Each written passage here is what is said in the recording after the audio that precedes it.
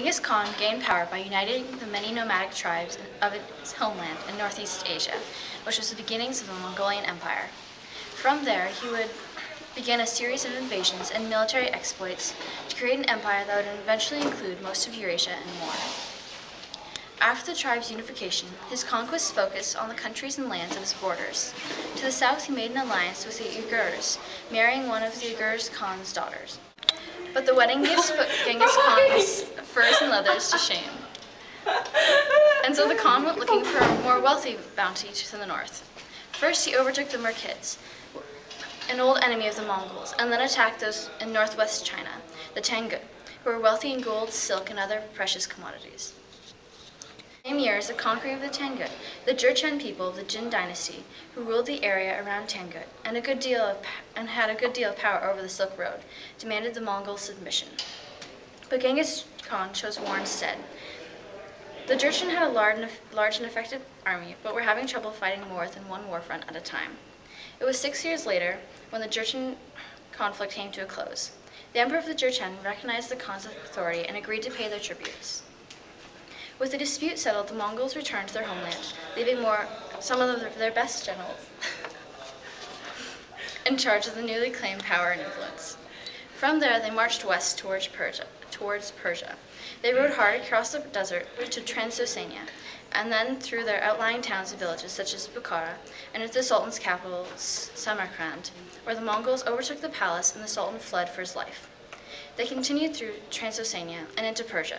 The Caliph of Baghdad supported Genghis Khan, and so there was no mention of war. Perhaps just to see how far his troops could go, the Khan sent a force of 40,000 Mongol horsemen through the Azerbaijan and Armenia, where they defeated the Georgian Crusaders and met with the Prince of Kiev, defeating him and his poorly constructed army easily.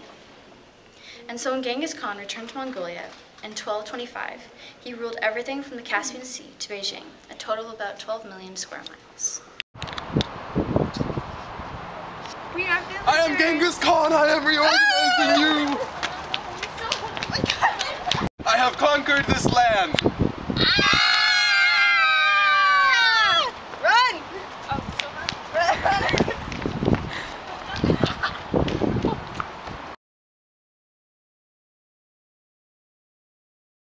Genghis Khan had a unique military system.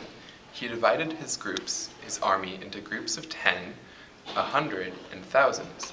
The groups of 10, called Arav, were groups of ethnically diverse soldiers. Because of their diversity, these soldiers would not have a common loyalty that would oppose Genghis Khan. By dividing these soldiers in such a way, Genghis Khan reordered the residence pattern of the military, essentially causing these diverse groups to live together. These soldiers were told that their loyalty was to Genghis Khan and each other. In fact, they were required to be so loyal to each other that if one soldier ran away, then the other soldiers in the Arav would be killed as well. This ethnic blending was extremely helpful, since certain Mongol tribes, like the Naimans and Merkids, tended to fight amongst themselves. Genghis Khan forced them to get along by dividing up the men of each tribe into different Arav. Genghis Khan's military, based on the decimal system, was very effective at conquering other societies and integrating the Mongol army.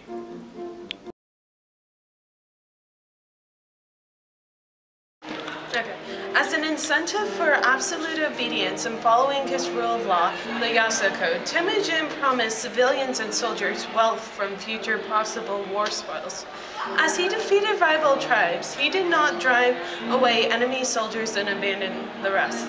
Instead, he took the conquered tribe under his protection and integrated its members into his own tribe.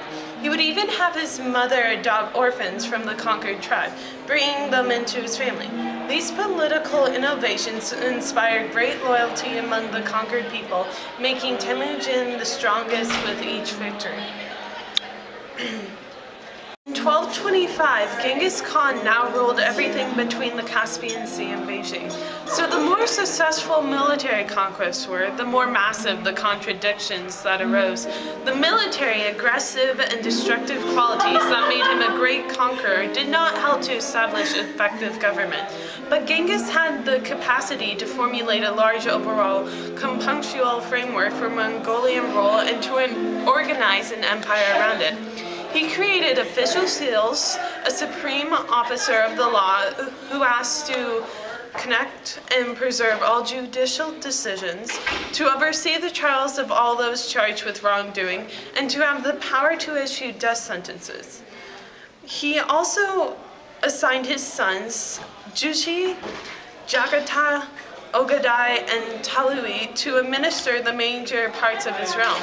He believed in the necessity of fixed regulations, and his famous Yasa, or Code of Laws, was an impressive compilation. He created order in his realm that strengthened it and his ability to expand.